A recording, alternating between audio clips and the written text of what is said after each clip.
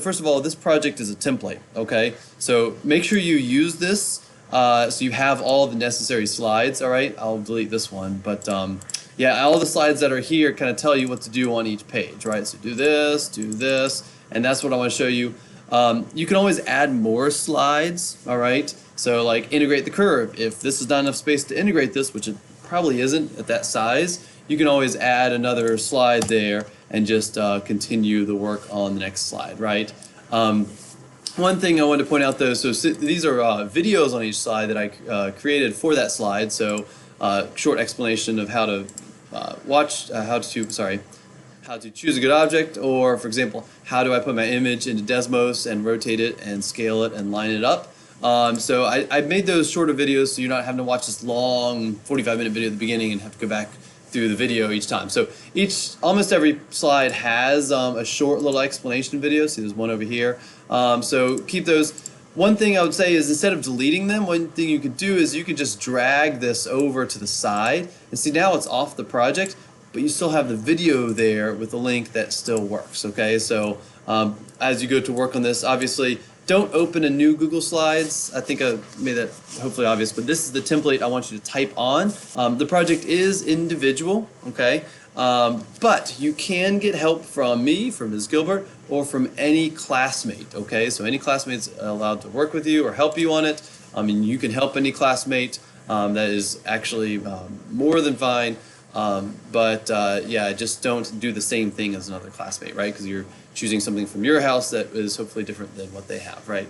Oh yeah, so here's, I just want to show you some sample objects, right? So all of these things have rotational symmetry, except for maybe a few of these bottles. If they're square, don't do that, right? Square bases. But if they have round bases, all these have rotational symmetry, but they all have different shapes. So anything like this or anything else you find in your house, great, okay, is wonderful. And if you're not sure if it'll work and you want to send me a message and a photo, say, Ms. Noon, do you think this would be a good one? I can tell you yes or no, okay, whether you'd want to do that or not. A little bit depends, and you'll see more on this video, a little bit depends on how much work you want to do. The more complex the shape, then the more work you're going to do. The simpler shape, like these glasses here, it should be a little bit easier. So yeah, so you can choose one with respect to how complicated you want to make your project. But yeah, so what you'll do is you'll put the image into Desmos, and don't worry if you've never used Desmos before. Not only do the videos show you how to use them, but I'll also stand by to help you out with that, okay? Also we're going to find a curve to match the boundary. We're going to integrate the curve to find the volume, right? Rotational integration, and yeah. And the other way we're going to find the volume is using a Riemann sum in cylinders to estimate the volume, okay? So if you picture, you know how Riemann sum, we break into rectangles. Well, instead of breaking into rectangles, we're going to break it into cylinders. And I'll show you how to do that on this video. But you're going to do that two different ways. So you can use either right Riemann sum and left Riemann sum, or midpoint Riemann sum, or trapezoid rule sum.